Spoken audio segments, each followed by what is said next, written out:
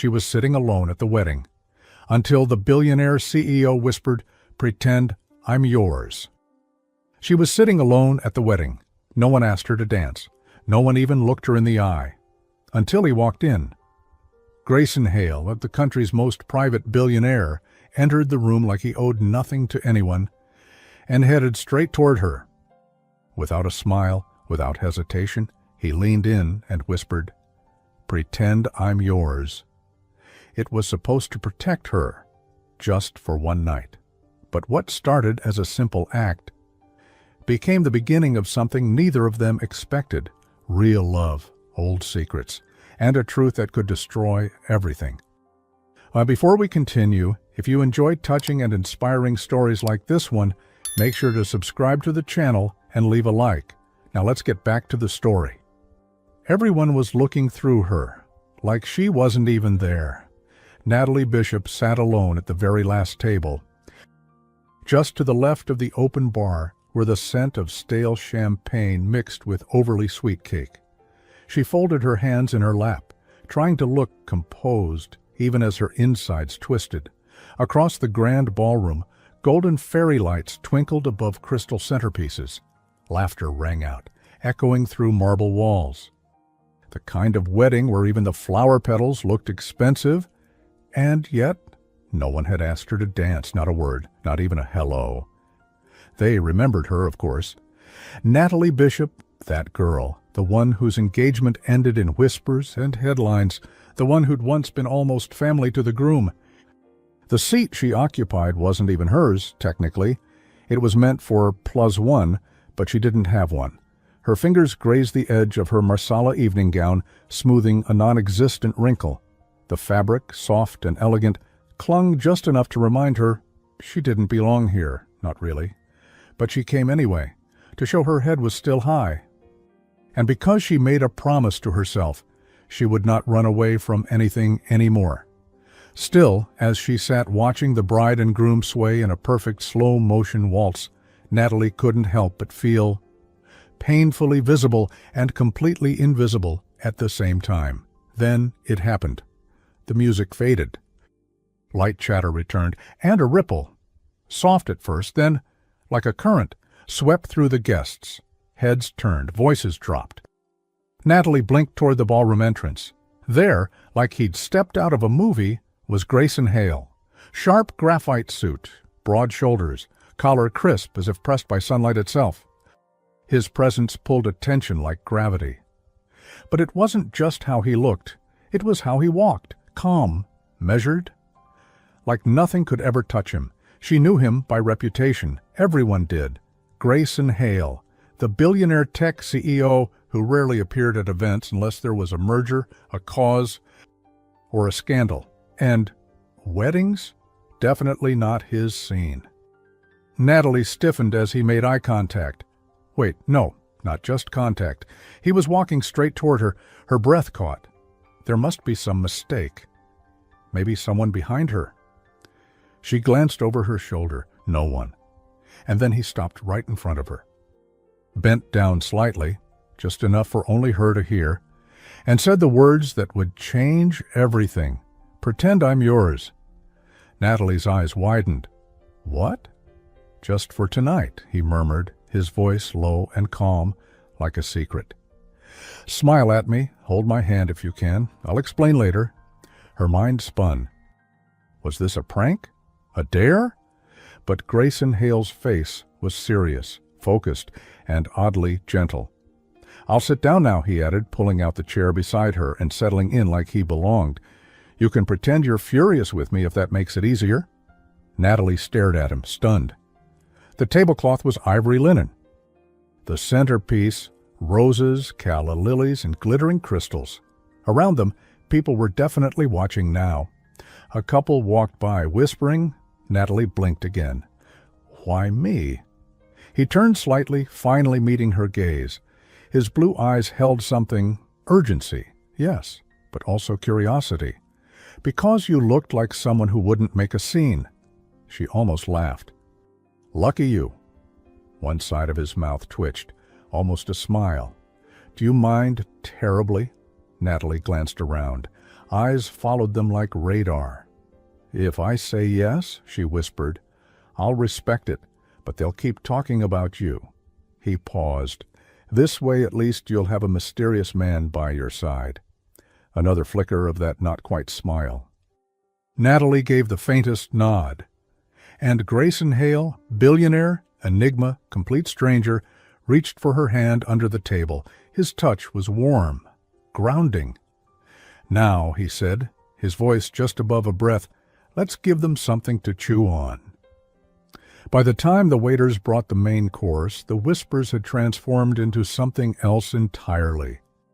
Speculation.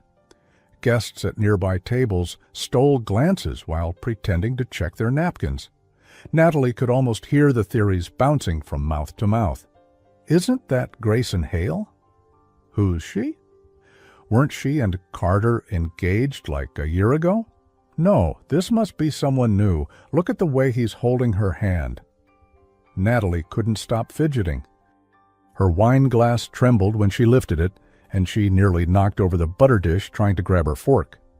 Grayson, by contrast, was a statue of ease. He leaned back, swirling a glass of sparkling water, making polite eye contact with those who dared to greet him. He didn't explain, not to anyone, not to... He just stayed beside her, engaged in low conversation, his voice soothing and even. He asked her about her shoes. Those can't be comfortable, and how she ended up at table 12. When she said bad karma, he smiled for real. The ice started to crack. They talked about appetizers, about how the cake looked too pretty to eat, about how weddings made people act either too giddy or too drunk. And for the first time in a long time, Natalie felt seen. Then she saw him. Carter, her ex, the groom's brother, the one who broke the engagement without ever looking her in the eye. He stood across the room, arm around his new girlfriend, a woman who wore a dress Natalie had once tried on herself. He was staring, not at her, at them. Natalie felt her stomach flip. Grayson noticed. "Ex?" She nodded. He didn't say anything. Just placed his hand gently on her knee under the table, a quiet gesture, anchoring her back to the moment. Then he leaned in close, his lips near her ear, and said, "If it helps, I can kiss you next." Natalie's heart nearly stopped. Natalie laughed, quietly, nervously, the kind of laugh people give when they're not sure if they're being teased or tested. "You're joking," she said, squinting at him. "Aren't you?" Grayson leaned back in his chair, looking as relaxed as someone asking for the time. "I said if it helps, I'm not pressuring you, but he's still watching." She didn't have to look. Her spine already told her. Carter was across the room, probably clenching his jaw the way he always did when he didn't get his way. And his new fiancée, draped over his arm like a silk curtain, whispering something into his ear with too much performance. Natalie swallowed hard and turned her focus back to her plate. The salmon had gone cold. The asparagus was limp. And yet, the man beside her, this complete stranger, was offering her something she hadn't felt in over a year. Control. "I don't need a pity kiss," she said, trying to keep her tone light, though her voice came out tighter than expected. "And I didn't offer pity," Grayson replied just as gently. "I offered a distraction. There's a difference." She let out a breath. "You're very good at this." "At what?" "This fake boyfriend act?" He gave the smallest shrug. "I've had practice. I attend events like this 3 times a month. It's easier to navigate them with someone at your side, someone you trust." Natalie arched a brow. "You trust me?" "I trust your silence," he said, eyes gleaming. "You haven't asked who I am or why I showed up alone or what scandal I'm trying to dodge."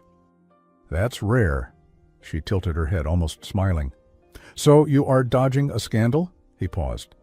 "Let's just say my absence tonight would have raised more questions than my presence."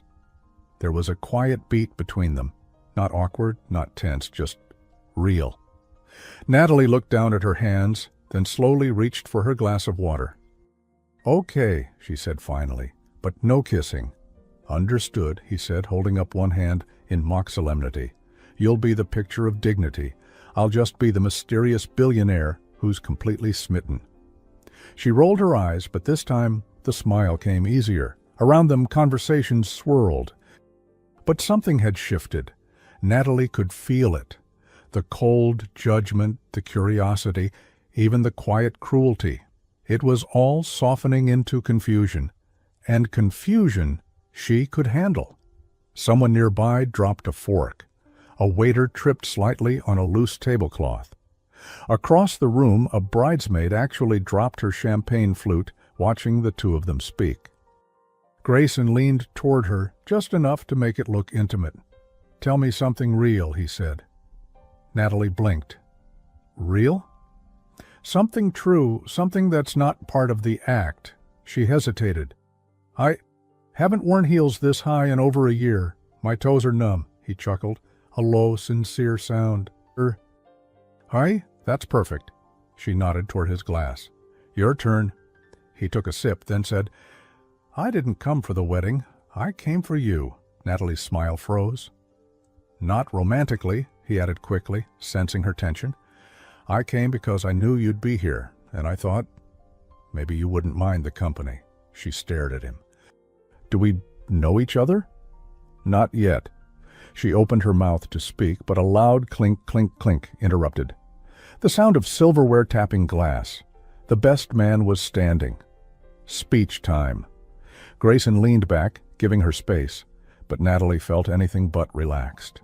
She couldn't focus on the words. Toasts blurred into each other, sentimental stories about childhood, laughter, tears. It all faded behind the pounding in her chest. Why had he really come? Was this some kind of game? A dare? A cruel joke Carter had put him up to? When the room applauded and glasses clinked again, Natalie found herself staring at her vintage handkerchief. It was peeking out of her purse, ivory linen with blue embroidery. Her grandmother's initials were still crisp on the corner. She used to say, "When you feel out of place, put something familiar in your hand. Even if it's just cloth, you'll remember who you are." Grayson must have noticed her eyes shift. "Is that yours?" he asked softly. She nodded. "My grandmother's. She used to carry it everywhere." "She sounds like someone worth knowing." "She was," Natalie said. "She taught me how to make lemon pie, and how to walk out of a room with my head high, even when people were whispering." He smiled again. And it was different this time, less polished, more real. Just then, a waiter arrived with a fresh bottle of wine. As he leaned across the table to pour it, his elbow knocked over a salt shaker. Reflexively, Natalie reached to catch it, and nearly dumped her own water in the process. "Oh," she gasped, pulling her dress back. Grayson caught the edge of her glass just in time. "Graceful as ever," she muttered, cheeks flushing. He leaned closer, teasing. That was almost impressive. Almost tragic. She dabbed at her lap with her napkin, mortified. But when she glanced up, she saw him watching her, not with judgment, but amusement, even admiration. Before she could say anything, another presence loomed beside the table. "Excuse me." Natalie turned, and there he was, Carter. Up close he looked tense, too tan, too polished. The smirk on his lips didn't reach his eyes. "I hope I'm not interrupting anything," he said. Though the intent was obvious. Grayson didn't move. He just rested an arm along the back of Natalie's chair, not possessively, but comfortably. "You are," he said, with polite finality. Carter blinked. Natalie's pulse jumped. "I just wanted to say hello," Carter said, ignoring Grayson now. His eyes found Natalie's. "You look different." She tilted her head. "I guess heartbreak will do that." The air snapped. Grayson's expression didn't change, but Natalie felt his hand tighten slightly on her shoulder, protective, not controlling. Then Carter leaned in, lowering his voice. "You don't know who you're sitting with." Natalie stared at him, frowning, and then Carter said quietly, "He's not here by accident." The words hung in the air like smoke from a candle just blown out. He's not here by accident. Natalie's throat went dry. Carter was still standing beside their table, his hand now in his pocket, the way he always did when he was bluffing. Pretending to be in control, but his jaw was too tight, and there was something about the glint in his eyes that made her stomach twist. Grayson didn't flinch. "If you're done," he said coolly, "I believe you were expected near the dance floor." Carter didn't move. His eyes stayed locked on Natalie's. "Just be careful, Nat. Not everyone wants you for the right reasons." She felt heat rise in her chest, but not from embarrassment, from anger. She'd stayed quiet at first, for dignity, for the sake of peace. But now it felt like a lifetime of silence was itching to break loose. "I'll keep that in mind," she said. Voice steady. "Though coming from you, that's rich." Carter's smirk faltered, just slightly, before he turned and walked away. His fiancée watching from a distance, her expression unreadable. Natalie exhaled, trying to release the pressure in her shoulders. Grayson stayed quiet, giving her space. His hand slipped from the back of her chair, resting once again beside his plate. And yet, the tension between them didn't fade. It simply shifted into something quieter, closer. She turned to him. What did he mean? Grayson met her eyes. No smile this time. "He meant to rattle you." But was he right? He didn't look away. "I came here for a reason, but not to hurt you." Her pulse thudded louder. Then why? Grayson looked down for a second, his fingertips brushing the rim of his water glass. "Because a year ago," he said, "I watched a woman get dragged through the tabloids for a breakup she didn't cause. Because I read headlines about you that didn't match the person I saw in interviews, in charity spotlights, in the articles you edited, and because I know what it's like to be publicly punished for something private." Natalie blinked. "I came," he continued, "because I knew you'd be here, surrounded by people who already made up their minds about you, and I didn't want you to be alone in it." She was stunned. Speechless even. It wasn't flattery. It wasn't charm. It was kindness, that rare kind that asks for nothing in return. "You came to rescue me?" she asked, half joking, trying to swallow the lump rising in her throat. "No," he said softly. "I came so you didn't have to rescue yourself." And there it was, the line she'd never expected to hear. The thing that cracked something deep inside her. No one had ever said that to her before. They sat in silence for a moment. Around them, the room was shifting into its next phase. Desserts being served, couples starting to drift toward the dance floor. A Sinatra song played in the background. Golden and soft. Grayson reached for a fork, pointed toward her plate. "Are you going to eat your cake?" She blinked. "What? It's chocolate. It looks expensive. I'm not above stealing." A laugh escaped her. Unexpected. Light. A little teary. "I was saving it," she said, nudging her plate toward him. "But go ahead. Just don't take all the frosting," he grinned. "Now that's a serious request." They shared the cake between soft laughter and little bites, both pretending, just for a moment, that they weren't the center of whispered conversations all around. Then, in the middle of the sugar and silk and string lights, Grayson reached into his jacket pocket and pulled out something small, a folded envelope, cream-colored, thick paper. He set it gently on the table between them. "What's that?" she asked. He hesitated. "A letter." "To me?" He nodded. Her fingers hovered over it, but didn't touch. "Why didn't you give it to me earlier?" "Because I wasn't sure how tonight would go." "I still don't know if giving it to you now is the right thing, but I want you to have it." She stared at it, her chest rising and falling more quickly now. "What's inside?" "Something you deserve to know." Natalie reached out, but just as her fingertips touched the envelope, someone's voice rang out behind them. "Natalie?" It was Aunt Denise, in a lavender gown, holding a slice of cake and wearing an expression of barely concealed disapproval. "Can I borrow you for just a moment, dear?" she asked, all smiles for Grayson. "We need you for a photo with the bride's side." Natalie hesitated, glancing back at Grayson. Then at the envelope still resting on the table, he gave her the smallest nod. "I'll wait," he said. She stood slowly, smoothing her dress, trying to mask the nerves crawling across her skin. As she walked with Aunt Denise, flashes went off from across the ballroom. A photographer directed guests into rows, and Natalie was pulled into a group hug by two cousins who hadn't said a word to her all night. It was all too bright, too fake. Still, she smiled, because that's what she'd learned to do. But when she finally turned back to the table, Grayson was gone, and the envelope nowhere to be seen. He was gone. No note, no envelope, not even the lingering warmth from where he had been sitting. Natalie stood motionless by the table, her hands slightly raised as if still holding onto something that wasn't there. The music continued, a jazzy number now, something light and ironic, but it felt like the ballroom had emptied of air. She scanned the room. Guests milled about. A bridesmaid was laughing too loudly by the dessert bar. A groomsman dipped a toddler in a mock tango.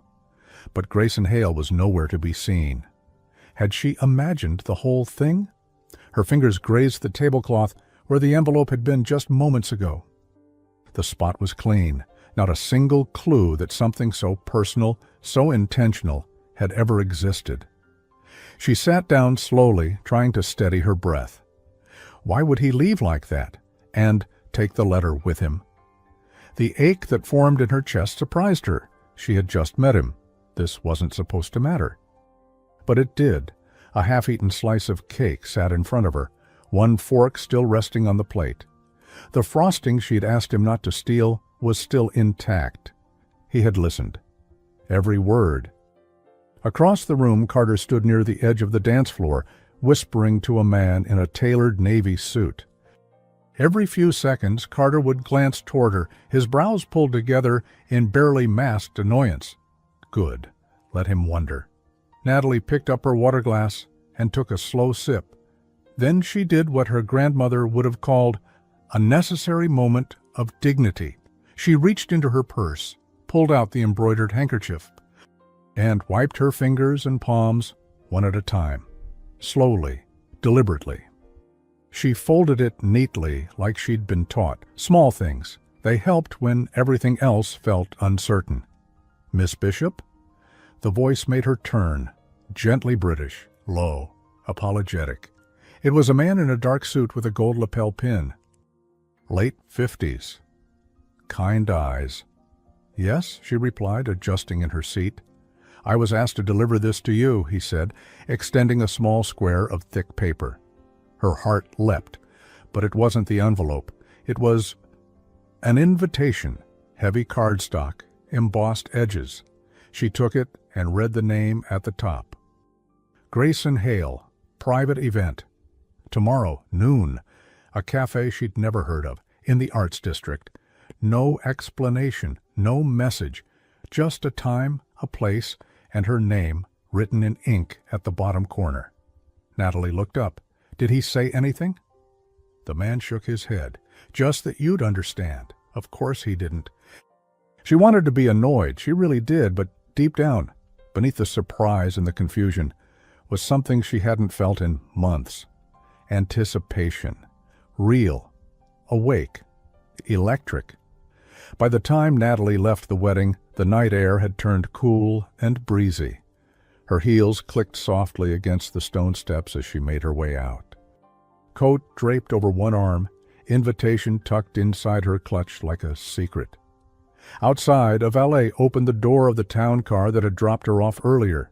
She stepped in, settled against the seat, and finally let her shoulders drop.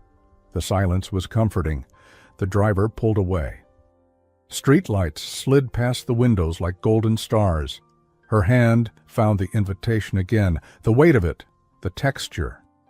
She ran her thumb over the edge. She didn't know what she was walking into tomorrow, but somehow she wasn't afraid. The cafe was tucked between a record store and a flower shop. Its front window hand-painted with pale blue script, Augustine's, Coffee and Clarity. It was the kind of place that looked like it belonged in a storybook. Outdoor tables with mismatched chairs, a chalkboard sign that read, "Today's Special, Lemon Pie and Apologies." Natalie smiled at that. She stepped inside. The little bell above the door chiming like wind chimes, the scent of roasted espresso beans and warm pastry, filled the air instantly. A waitress glanced up from behind the counter. "Miss Bishop?" "Yes." "He's in the back corner." Natalie followed her gaze, and there he was. Grayson sat at a small round table near a window, in a soft gray sweater and black slacks, looking far more human than the sculpted CEO from the wedding. His hair wasn't slicked back this time. It fell slightly over his forehead, just enough to make him look boyish. He stood when he saw her, pulling out her chair like it was second nature. "I was beginning to think you wouldn't come," he said.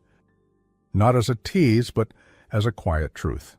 "I almost didn't," she replied honestly, taking a seat. "But curiosity's never been my strong suit." He nodded, lips curving just slightly. There was a pause, not awkward, but thick with unspoken thoughts. Then Grayson reached into the canvas bag at his side and pulled out the envelope. "Same one, same paper." He set it down in front of her, but this time he didn't push it across the table. "I owe you an explanation," he said, folding his hands, "and a choice." Natalie stared at the envelope. "What's inside?" "My past, the part of it that makes people leave." She looked up. His eyes were steady, serious, but not defensive. "Why me?" she asked. "Why tell me?" Grayson hesitated. "Because I don't want to pretend anymore, not even for one night."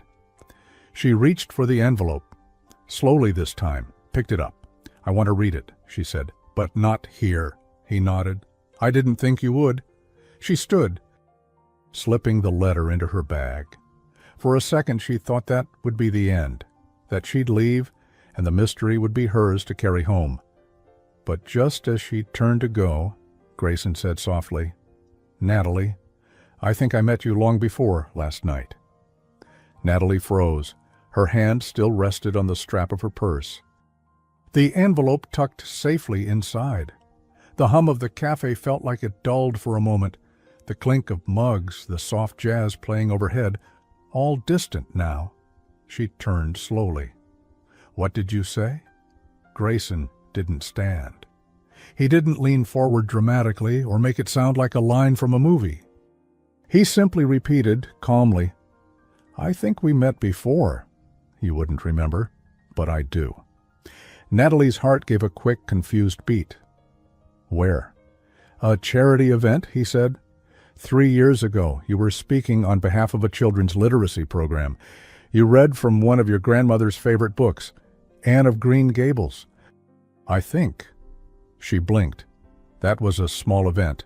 Just a few donors. I don't remember any press there." "There wasn't," he said. "I wasn't invited.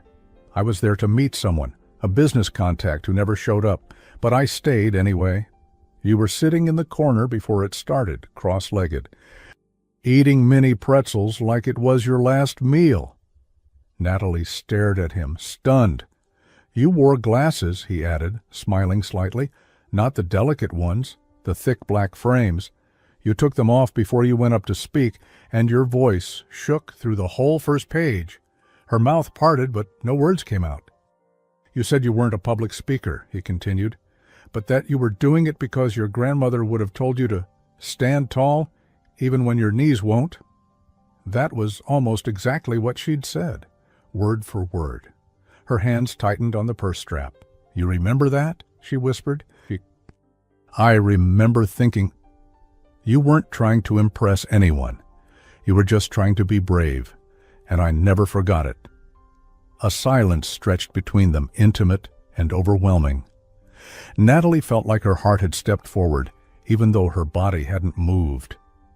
"Why didn't you say anything back then?" she asked. He gave a soft chuckle, mostly to himself. I wasn't the man I am now, and you were engaged to someone I already didn't trust. Natalie winced slightly, caught between gratitude and embarrassment. That part of my life was a storm. He nodded. Sometimes we walk into storms thinking they're shelter. That struck deeper than she expected. She looked away for a moment, pretending to glance around the cafe, but really just trying to collect herself. Outside the window, a woman with a stroller paused to adjust a sun hat on her toddler. A florist across the street arranged sunflowers in buckets. Everything felt normal, sweet, ordinary. But inside her chest, Natalie felt something shifting, quiet, but unmistakable. "You know," she said softly, turning back to him, "you're very good at disappearing." He looked down, a trace of guilt in his expression. "I wanted you to have a choice, without me sitting there watching you read it." "The letter," he nodded. "And what would it have said if I opened it last night?" Grayson hesitated. "That I've been carrying a reputation I didn't earn, and running from a past I didn't know how to fix." Natalie tilted her head. Running from what? He opened his mouth to answer, but before the words came out, the cafe door chimed again. Two women entered, both dressed in pale business blazers, sunglasses perched on their heads. One of them spotted Grayson and stopped cold. Oh, my God. Natalie blinked. The woman, tall, blonde, flawless, walked straight toward their table. "Grayson Hale," she said loudly, tossing her hair. "So this is where you've been hiding." Grayson straightened in his seat. Professional in a flash. "Marissa, I didn't expect—" "You never expect," she cut in, smiling too brightly, "and yet somehow you always land on your feet." Natalie watched, silent. The second woman, younger, quieter, hovered behind Marissa, awkwardly sipping an iced latte and clearly regretting tagging along. "I assume this is—" Marissa gestured to Natalie, waiting. "Natalie Bishop," Grayson said calmly. "Marissa Vale. We used to work together." "Work together," Marissa echoed with a smirk. "Is that what we're calling it now?" Natalie felt her stomach sink. The comment wasn't loud, but it was sharp enough to draw blood. Grayson's expression didn't change. "We're having a private conversation, Marissa." "Oh, don't worry, I won't interrupt." Marissa leaned closer to Natalie, lowering her voice just enough. "But I'd be careful. He's very good at making things sound like fate." Natalie didn't flinch. She met the woman's gaze with a calm that surprised even herself. "And you're very good at making things sound like warnings." Marissa blinked. Clearly not expecting a comeback, Grayson stood now, placing himself gently between the two women. "Let me walk you out," he said to Marissa, tone firm. She gave Natalie one last parting glance, part curiosity, part disdain, then turned and clicked her heels toward the exit. The bell chimed again. Silence returned. Grayson sat back down, slowly. "I'm sorry," he said. Natalie smoothed the edge of her napkin, her expression unreadable. "You don't have to apologize for your past." "I'm not," he said. "I'm apologizing that it keeps trying to barge into my present." She met his eyes again. "Is that what this is, your present?" He didn't answer right away. Instead, he reached into his coat pocket and pulled out something small, a key. Simple. Silver. With a ribbon tied to it, deep marsala red. She stared at it. "What's that?" "A storage unit," he said. "There's something inside I've never shown anyone." "But if you're willing, I'd like to show you." She hesitated, her pulse kicking up again. "Right now?" Grayson nodded. "It's 10 minutes away. But if you come with me, things will change." Natalie looked down at the key, then back at him, and just as she reached out to touch it, her phone buzzed on the table. Unknown number, she frowned and answered, "Hello?" The voice on the other end was cold, crisp, female. "If you want to know who Grayson Hale really is, check your inbox in 5 minutes." Natalie stared at her phone. The call had ended. No name, no explanation. Just that one cryptic sentence, delivered like a threat. If you want to know who Grayson Hale really is, check your inbox in 5 minutes. She lowered the phone slowly, her fingers trembling just slightly. Grayson was watching her. Concern flickered in his expression, but he didn't press. Everything okay? She looked at him, at his steady blue eyes, the soft lines near his brow, the way he was holding that small silver key between his fingers, like an offering. Natalie forced a smile. Wrong number, I think. He didn't believe her, but he respected her silence. For a moment, the cafe felt too quiet, too bright. Her chest buzzed with nerves, and not the good kind. Not butterflies, but warning bells. She reached for her purse slowly. I think I need some air. Grayson stood as she did, gentleman by instinct. Want me to walk you? No, she said, too quickly. It's fine. I just need a minute. He paused, then nodded. I'll wait here. She stepped outside into the sunlight, cool and sharp against her face, and crossed the sidewalk to a little bench tucked beside the flower shop. The smell of fresh roses hit her like a memory, soft and uninvited. Sitting down, she pulled out her phone. The screen blinked. One new email. Subject, before you trust him. Her stomach twisted. She tapped it open. Inside was a single link. No body text, no sender name, just www.halerecordsarchive.com, closed case, 98724. She stared at it. Part of her didn't want to click. Part of her wanted to delete it, walk back in, and pretend the last 5 minutes never happened. But that wasn't who she was anymore. She tapped. The page took a second to load. Then it opened onto a scanned document, a police report from 6 years ago. Her eyes jumped to the header. Incident report. Private complaint filed. Grayson Hale. She skimmed. Fast, blurred, allegation, internal investigation, settled out of court. Non-disclosure agreements.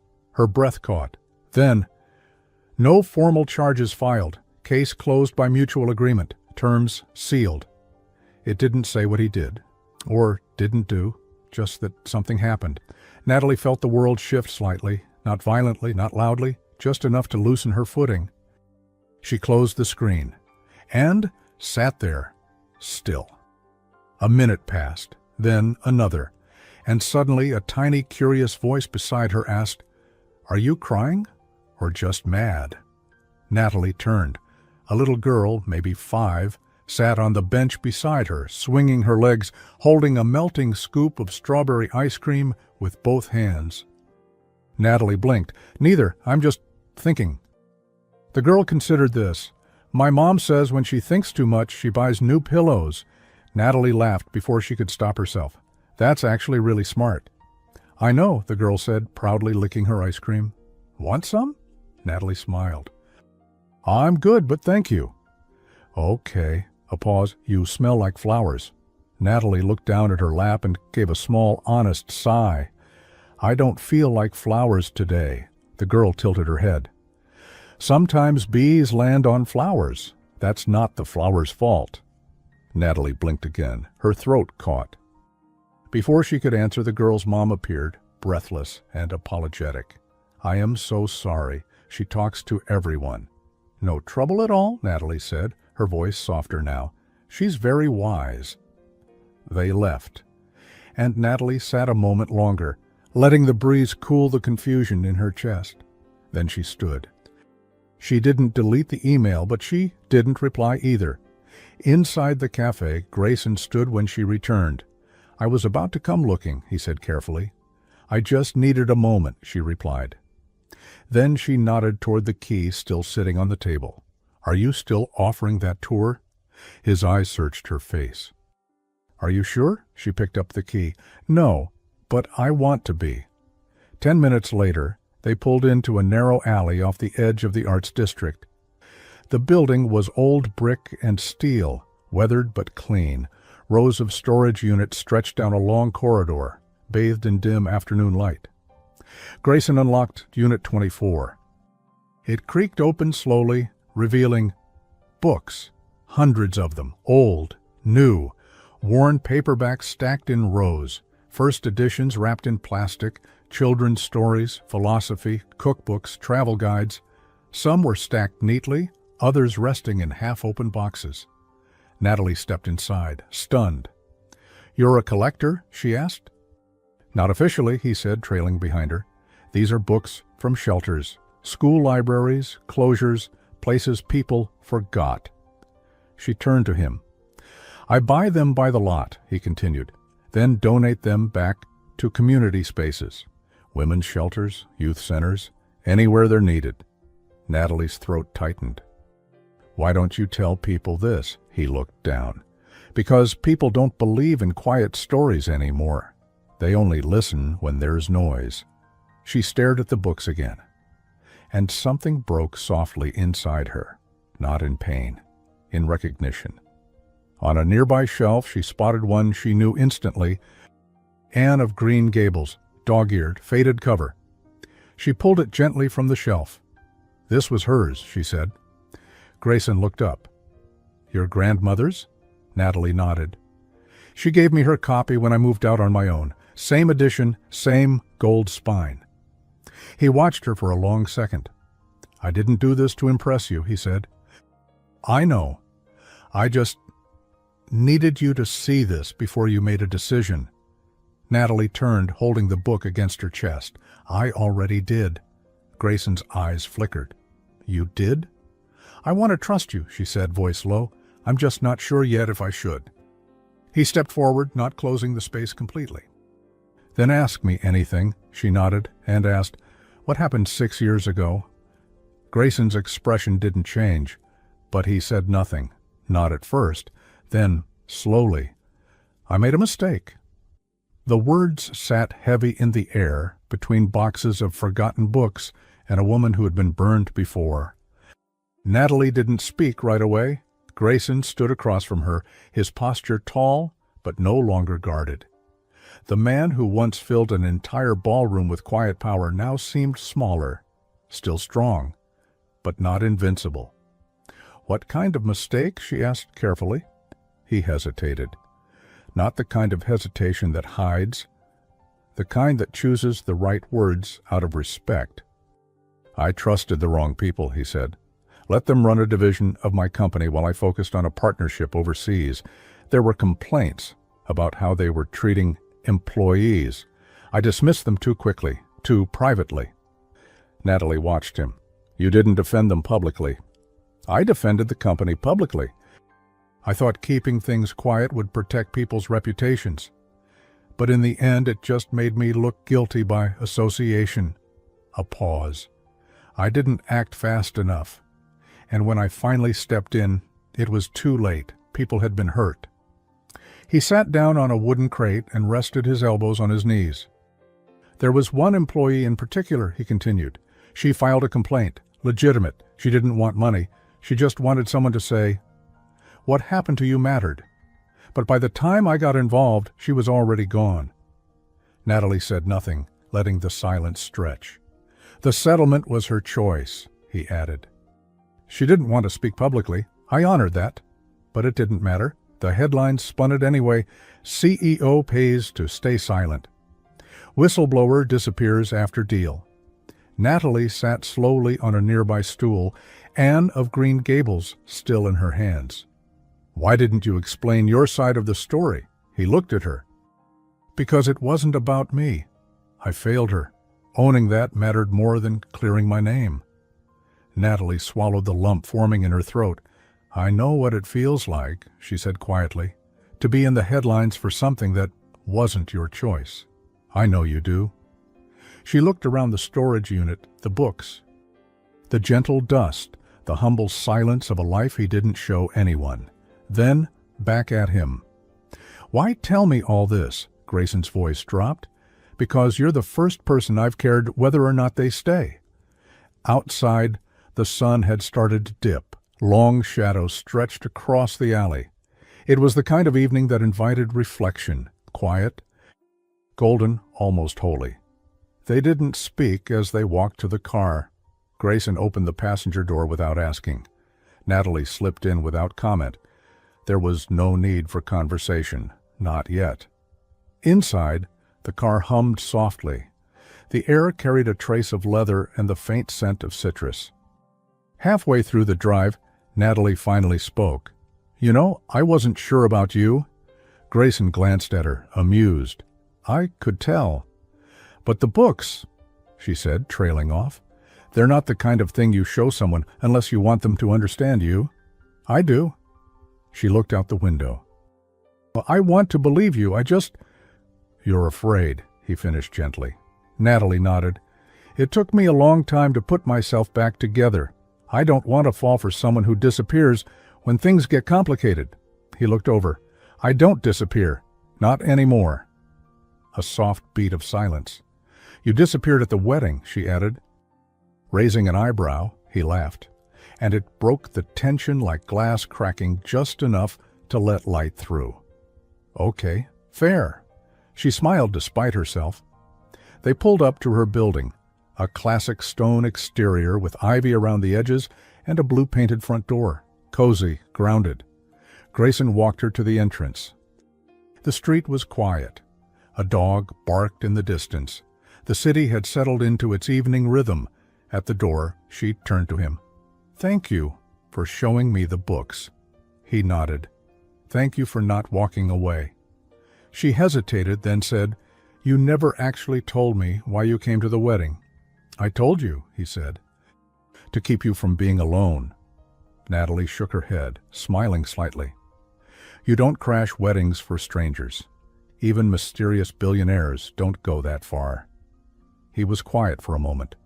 Then he reached into his pocket and pulled out something unexpected. A photograph, old, slightly bent, black and white.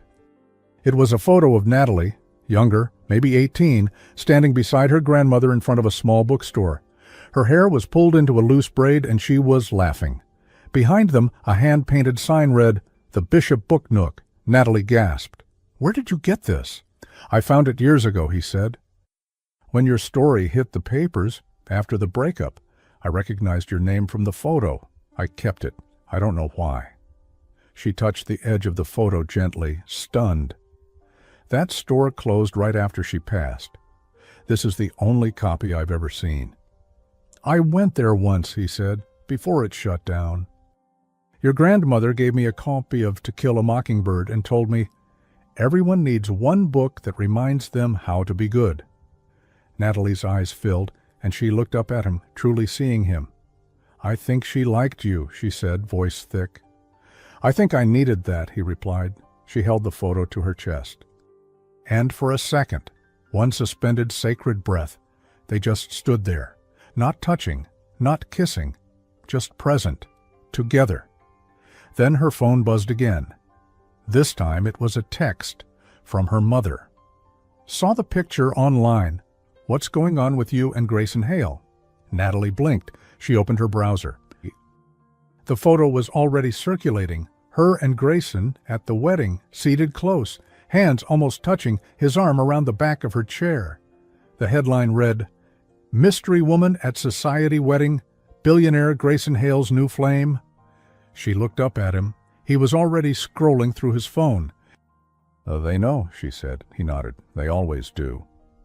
Natalie stood on her doorstep, holding the photo in one hand and her buzzing phone in the other, caught in a surreal moment that felt more like a movie scene than real life. Her face, her name, splashed across gossip blogs and social media feeds like a character in a story she didn't ask to be part of. Mystery Woman, as if she didn't have a name, as if she didn't have a history, as if she hadn't already survived one public heartbreak. Grayson stood beside her, scrolling through his own phone, his expression unreadable, calm, too calm. She finally spoke. "How does something leak that fast?" He didn't look up. "On one wedding, 200 phones, one person with a motive. That's all it takes." Natalie's thoughts jumped straight to Carter. "Do you think it was him?"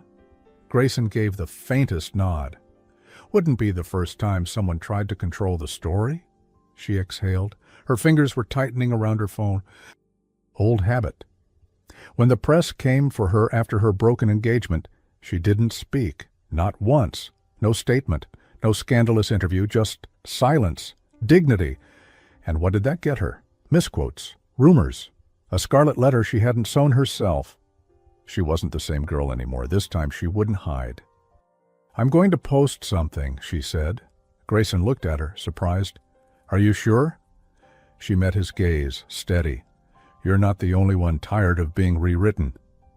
10 minutes later, she sat cross-legged on her couch, still in her dress. The vintage handkerchief laid gently beside her phone, a relic. A reminder? Her fingers hovered over the screen. She opened her camera roll. Chose a photo she'd taken that afternoon without thinking. Grayson, standing in front of the bookshelf in the storage unit, running his fingers along the spine of a children's book with a quiet kind of reverence. She didn't caption it. Just posted it. Let the photo speak. Then she typed a second post, this time with a picture of Anne of Green Gables sitting on her lap. Her caption read, "When someone shows you who they really are, pay attention, not to the headlines, to the quiet things, the things that don't need applause." By the time she pressed post, her hands had stopped shaking. Grayson, sitting across from her now with a cup of tea in hand, watched her with something like pride. "That was brave," he said. She smiled. "Or really naive." "I like naive." Natalie raised an eyebrow. "You like risk." He laughed into his tea. Touché. The next day brought chaos. Natalie woke to her phone vibrating endlessly on the nightstand. Missed calls, messages, mentions. The photo she posted had been picked up by major news sites. Grayson Hale's bookstore girl speaks without saying a word. From broken engagement to billionaire romance, even her co-workers had chimed in. One text read, "You have a type, and it's terrifyingly rich." Another, "Tell me this is real so I can forgive your silent exit from the wedding buffet." Natalie groaned and buried her face in her pillow. By noon, she had to escape the screen, so she went to the only place that still felt untouched, the Bishop Book Nook, the now-closed bookstore her grandmother had once run. It was dusty and quiet, still owned by the family, but unused for years. No signage anymore. Just an old key she kept on her chain, and memories stitched into the walls. She unlocked the front door. The air inside smelled like aged paper and old wood. Familiar, steady. She wandered past the empty shelves, past the fingers grazing the spots where bestsellers used to sit, where children once gathered for Saturday story hour.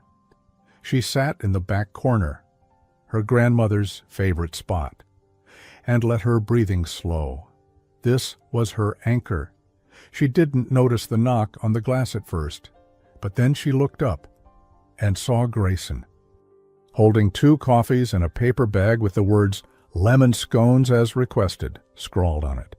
She opened the door and gave him a tired smile. "You're brave," she said, letting him in. "I brought bribes," he replied, handing over the bag.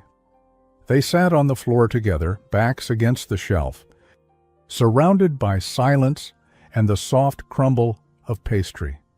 "This place is special," he said, looking around. "She used to say it was more of a sanctuary than a shop." Smart woman. They ate in silence for a bit. Then Grayson asked, "How are you, really?" Natalie thought for a second. Tired, seen, a little overwhelmed. "But weirdly okay." He nodded. A long pause passed. Then she turned to him. "You know this can't stay private anymore, right?" "I know. And if people keep digging, it could bring back everything from 6 years ago." "I know.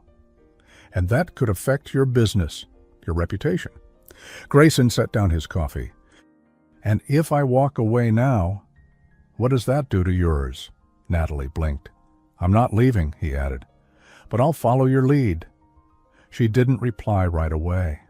Instead, she reached for the handkerchief again, folded it carefully in her lap. "My grandmother used to say, 'Don't let the world shrink you to fit its fears.' She sounds like she ran a lot more than a bookstore." "She ran people's hearts," Natalie said. smiling softly, just quietly. Grayson reached over and gently took her hand. It wasn't a grand gesture, not a movie moment, but it felt real, safe. Still, that safety was about to be tested, because just then, Natalie's phone lit up on the floor between them, a message from Carter. "You need to talk to me now, before the story breaks." She showed the screen to Grayson. His jaw tightened. Then he asked calmly, "What story?"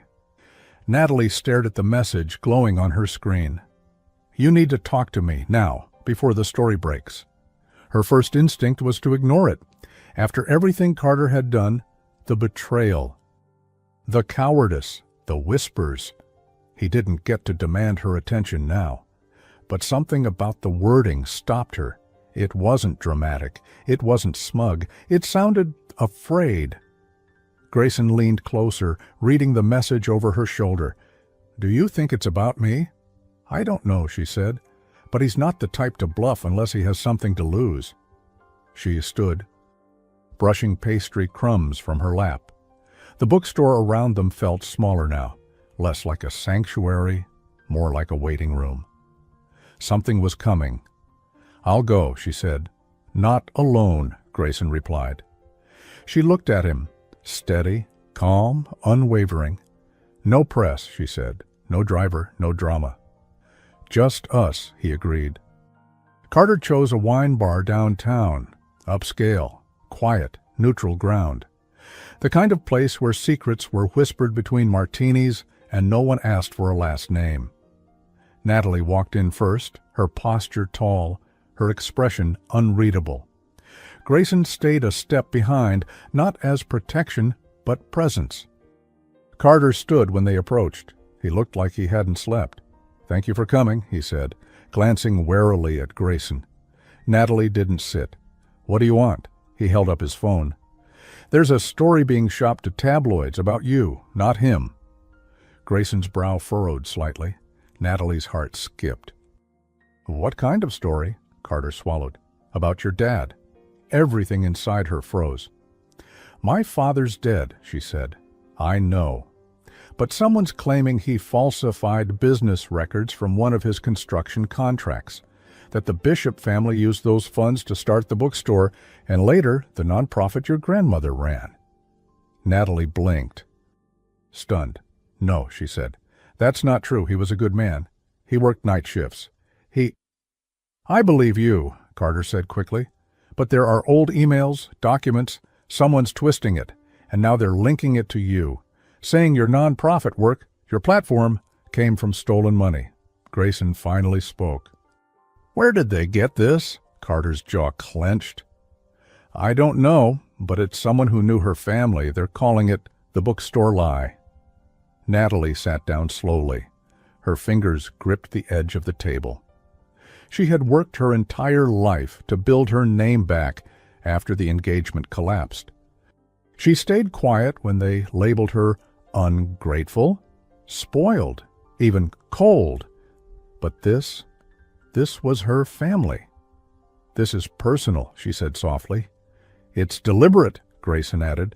"Someone waited until she had something to lose." Carter didn't argue. "I came to warn you," he said. "Because no matter what happened between us, I know you're not the kind of person who builds her life on lies."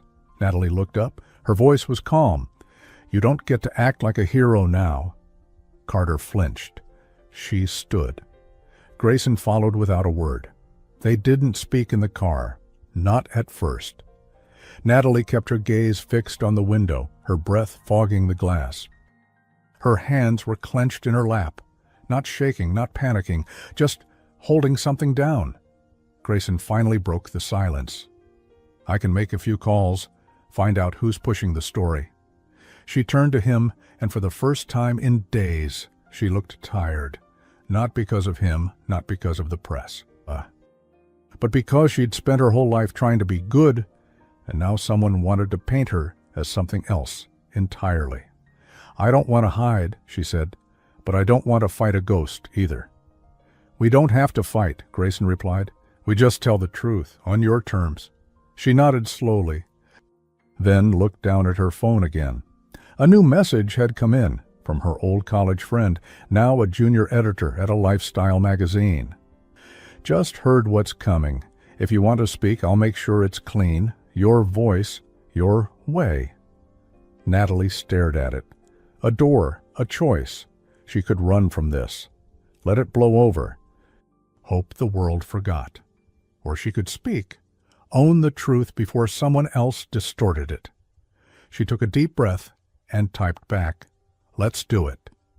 Later that night, Natalie sat at her dining table, laptop open, fingers hovering above the keyboard. The article was hers to write. She wasn't sure where to begin. Until her eyes landed on the handkerchief. She reached for it, unfolded it gently, and for a moment she could hear her grandmother's voice again. Tell the truth like you're telling someone you love them. Gently, but with no apology. So she began. My name is Natalie Bishop, and my story does not begin with scandal. It begins with a man who built houses with cracked hands and a woman who believed in libraries more than lawsuits. She wrote late into the night. Grayson stayed nearby reading in silence, occasionally bringing her tea, never interrupting. He didn't ask questions. He didn't hover. But when she finally finished, when she pressed send, he stood behind her, rested his hands gently on her shoulders, and said the only word she needed, "You did good." She leaned her head back against him, letting the weight of the last few hours sink into something softer. "You think it'll work?" she asked. "I think truth has a way of finding its place," Natalie exhaled. Just then her phone buzzed again. It was from the editor friend. It's scheduled to publish at 7 a.m. And below that, but heads up, someone else just dropped a story too. Same time slot, competing headline. Natalie scrolled. The headline read, Grayson Hale's private past, who he tried to protect, and what it cost him. She turned to him, stunned. "Did you—" But Grayson was already checking his own phone. His eyes widened just slightly. "I didn't authorize this." Natalie's stomach sank. "Then who did?" Natalie held her phone tightly as she read the headline again, Grayson Hale's private past, who he tried to protect. And what it cost him. It wasn't just about him. It wasn't rumor. It was detailed, specific, names, dates, settlements, boardroom decisions, and most of all, Grayson's role in shielding an employee's privacy, even when it meant destroying his own. The article didn't spin him as a villain, but it painted him as a man who'd made choices with consequences. Real ones, the kind that leave bruises beneath a flawless suit. Natalie looked up at him. "Are you sure you didn't authorize this?" Grayson was still standing behind her, eyes scanning his own phone. He looked calm, but there was something cold in his gaze, focused. "I never spoke to a journalist," he said. "Not even anonymously, but someone in my circle might have." "Why would they now?" His jaw clenched. "Because they think you're a liability." She flinched, not because she believed it, but because she understood how the world worked. Guilt by proximity, shame by association, and love. Love didn't always survive headlines. A silence settled. Then, Grayson said quietly, "There's one person who had access to both our histories, one person who knew where to look." Natalie blinked. "Who?" He turned to face her fully. Marissa Vale. Within an hour, they were outside a sleek glass-walled office building uptown. Grayson knew the security, knew the codes, knew exactly how to find her. Natalie stayed quiet on the elevator ride, not because she was scared, but because she needed her strength focused. When the doors opened, she followed Grayson into a corner suite with floor-to-ceiling windows and walls lined with awards. Marissa sat behind a desk, elegant as ever, her smile the kind that belonged on polished magazine covers. All gloss, no soul. "Well," she said, crossing her legs, "if it isn't my favorite mystery couple." Grayson didn't waste time. "You leaked both stories." Marissa's brows lifted innocently. "Me? Leak? Grayson, that's such an ugly word." You had access to my old documents, he said. And you used your connection to the Bishop family through Carter. Natalie stiffened. What connection? Marissa smirked. Oh, didn't he tell you? We dated briefly, right after your engagement ended. I suppose we bonded over our shared resentment. Natalie's stomach turned, not with heartbreak, but with clarity. This wasn't about one scandal. It was about control, about envy, about how dangerous small, bitter people can be when handed powerful tools. Why now? Natalie asked. Why go after me? Marissa stood, walked slowly toward the window, like a villain in a soap opera, except real and far more composed. Because people like you don't get to fall upward, she said, looking out over the skyline. You fall once, and you stay down. That's how it works for the rest of us. Natalie took a step forward. You're not angry at me. You're angry at the story people tell about me, the one where I survived.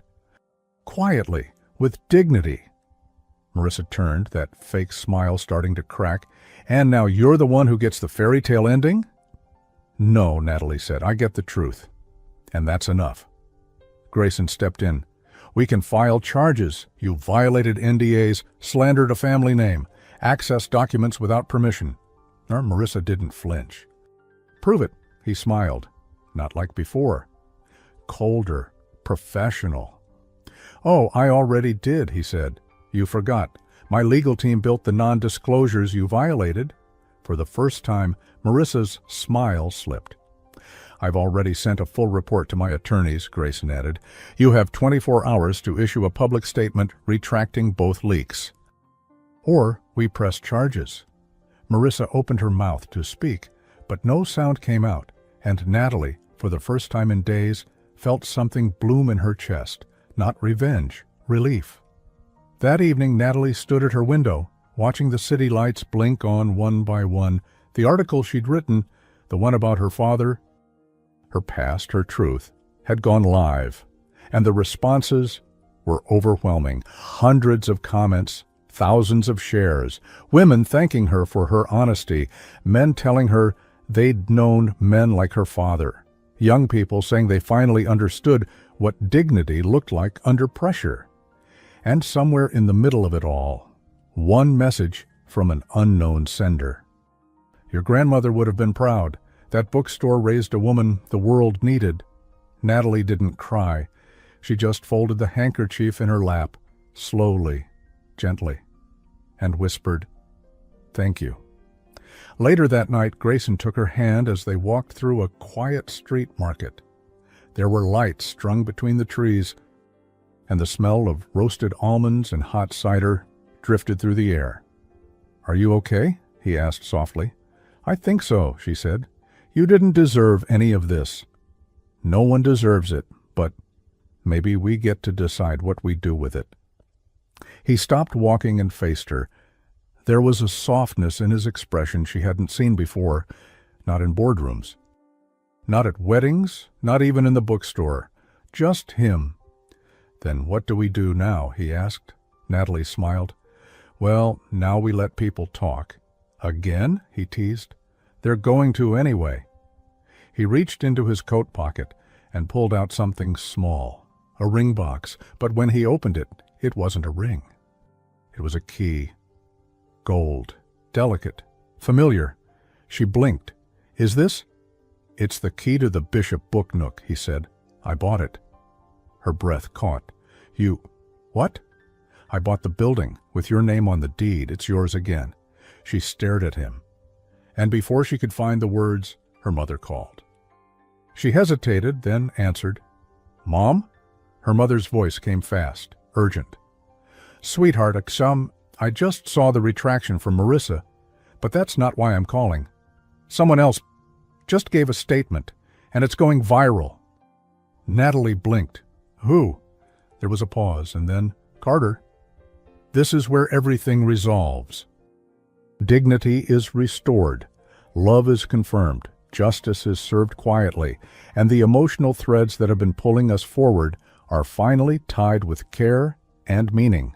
The ending will bring emotional closure, a full circle payoff with the symbolic object the handkerchief, and a warm, satisfying reflection.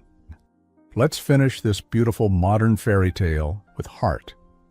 Natalie stood still on the cobbled street, her mother's voice still echoing in her ear. Carter just made a statement. It's going viral.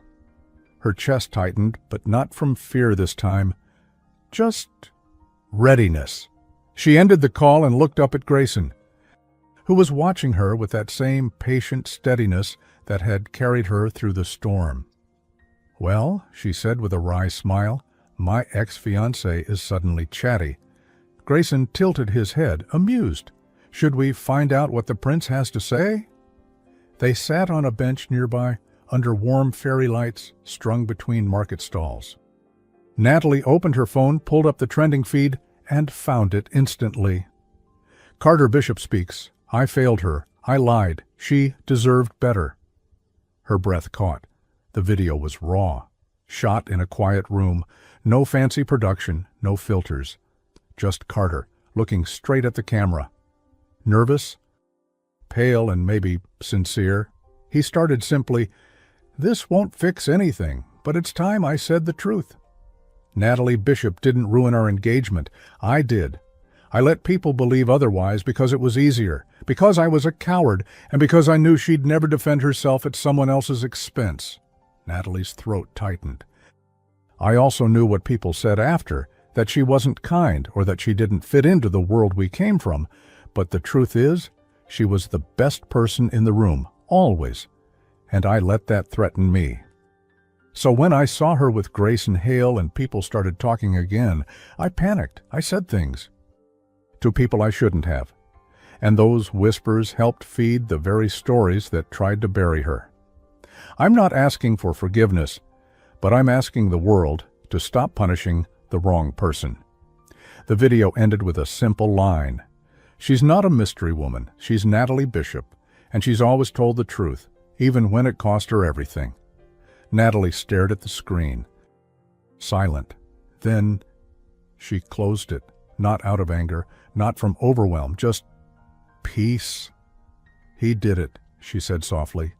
Grayson nodded. "He did. I never thought he would." Sometimes people grow up in the final hour. They sat there a moment longer, watching the lights sway in the breeze. Then Natalie turned to him, her expression gentle. "I'm not angry anymore," she said. "I didn't think you were. I think I just needed to hear someone else say what I already knew." He smiled at that. They stood, walking slowly back toward the car. A week later, the world had changed. Not loudly, but meaningfully. The Bishop Book Nook reopened. Quietly, soft launch, no photographers. Natalie's mother brought a pie. A few former customers came by with flowers. A child sat on the floor with a picture book, shoes kicked off, as if nothing had ever changed. The shelves weren't full yet, but they would be. Natalie stood near the counter, adjusting a stack of newly donated novels. A small brass plaque had been installed on the wall above the reading nook. It read, "For every woman who stood tall, even when her knees shook. In memory of Eleanor Bishop." She touched the edge of the plaque with one hand and reached for her handkerchief with the other. Grayson was across the store, flipping through a copy of To Kill a Mockingbird. He looked so at home there, so quietly right. She walked toward him. "Looks familiar," she teased. "I still remember the copy your grandmother gave me, first edition, gold spine. She would have liked you. She'd have made me earn it. She did that to all the good ones." He closed the book gently. "So, what happens now?" Natalie thought for a moment.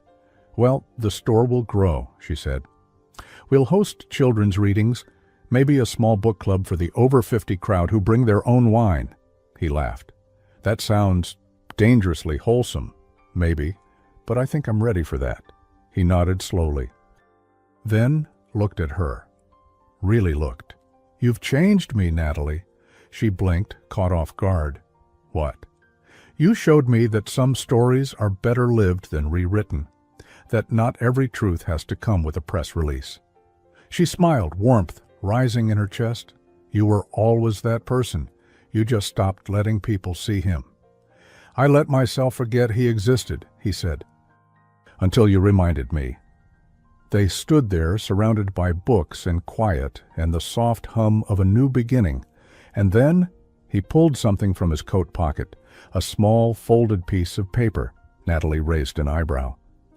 Is that— No, the letter, he said, offering it to her at last. The one I never gave you. She took it slowly, unfolded it. Inside, handwritten in his neat, careful script, were just 2 lines. If I ever get a second chance with someone who sees through all of it, I'll spend the rest of my life giving her reasons to stay.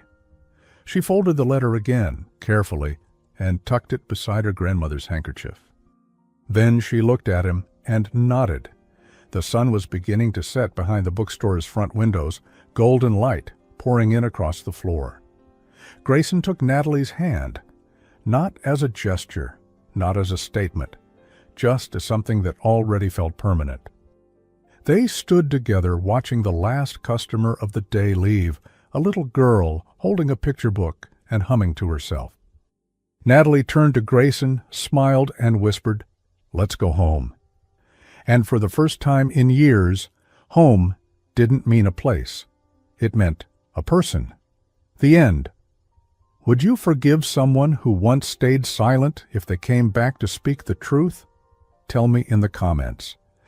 And if this story moved you, give it a like, share it with someone who needs hope, and tell us what part touched your heart the most, and rate this story from 0 to 10 in the comments. I'd love to know how it made you feel. You matter, your voice matters, and your presence here means more than you know. Thanks for watching. See you in the next story.